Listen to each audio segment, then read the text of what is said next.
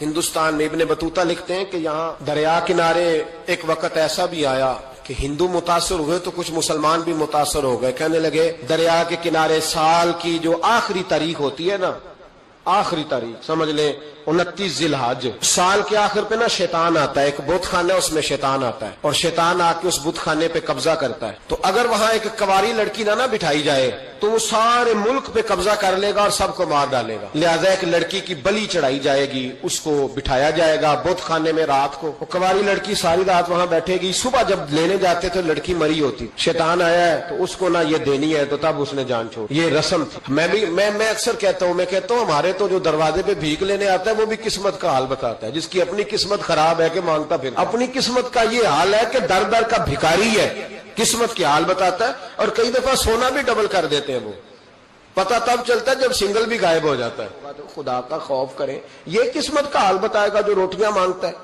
کچھ تو تھوڑا سا معیار زندگی بنائے. ہم مسلمان ہیں، ان کا بھی نظریہ بن گیا، مسلمان بھی اس نظریے کا شکار ہو گئے کہ جناب سال کے آخر میں ایک کواری لڑکی بٹھائیں گے ورنہ وہ سارے ہندوستان کو مار دے گا.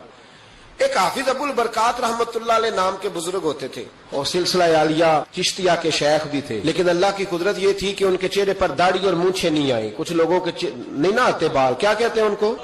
کھودے. وہ ہمارا ایک لفظ ہے، بولتے ہیں پنجابی میں. ان کے چہرے پہ داڑھی نہیں تھی. وہ بھی کبھی کبھی اس رستے گزرا کرتے تھے تو قریب ہی ایک بوڑھی اماں کا مکان تھا. تو اماں بڑی مہمان نواز تھی. اس نے دروازے پہ، اگرچہ بیوہ عورت تھی، ایک کی اس کی بیٹی تھی، دروازے پر اس نے مہمان خانہ بنایا ہوا تھا. آنے جانے والے کو کھانا کھلاتی، چائے پہ شوق تھا اس کا. وہ حافظ صاحب دن کے وقت وہاں آئے. اماں بڑا رو رہی تھی، کھانا بھی نہ ملا، چائے بھی نہ ملی. تو کہنے لگے میں تو اس رستے اس لیے آیا تھا کہ یہاں ٹھہروں گا، مہمان نوازی یہاں اچھی ہوتی ہے. ہوٹل تو ہوتے نہیں تھے تو مہمانوں کو مہمان خانوں میں ٹھہرنا پڑتا تھا. تو اماں کدھر ہے؟ تو کہا اماں بڑی پریشان ہے. حافظ جی نے کوشش کی، نیک آدمی تھے، کہ اماں سے ملاقات ہو جائے. حافظ جی کا کمال یہ تھا کہ حافظ اتنے پکے تھے کہ ایک جگہ بیٹھ کر قرآن پاک شروع کرتے تھے اور وہی سارا ختم بھی کر دیا کرتے. اتنی پکی منزل کے حافظ تھے. تو حافظ ابو البرکات صاحب وہاں بیٹھے. وہ اماں کوئی بزرگ تھے حافظ صاحب، وہ اماں سے کسی طریقے ملاقات کی تو اماں ملتے ہی رونے لگی چیخے مار کے. اماں کیا ہوا؟ کہنے لگی حافظ جی ایک کی بیٹی ہے، خاوند فوت ہو گیا تو میں نے نکاح نہیں کیا، ایک بیٹی کے نام ساری زندگی کر دی. یہاں نا اب بت خانے میں میری بیٹی کو بٹھایا جائے گا. کچھ مسلمانوں کے بھی ہمارے گاؤں کے نظریات کمزور ہو گئے. یہاں بچی کو بٹھایا جائے گا اور سویرے وہ مر جائے گی میری بیٹی. قرآن اندازی ہوئی ہے تو میری بیٹی کا نام نکل آیا. اب بیٹی کو جانا ہی پڑے گا. یہ ہمارے ان کچھ علاقوں کا طریقہ ہے.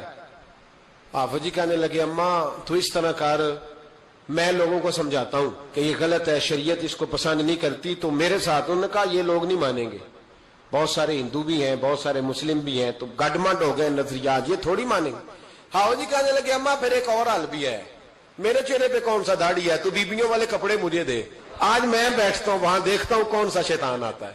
عقیدہ مضبوط ہو نا. اقبال کیا کہتے ہیں ارادے جن کے پختہ ہو، نظر جن کی خدا پر ہو، تلاطم خیز موجوں سے وہ گھبرایا نہیں کرتے.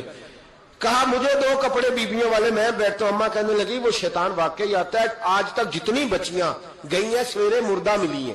بڑی سمجھنے والی بات ہے، غور کرنا. جتنی گئی ہیں ساری مردہ آئی ہیں.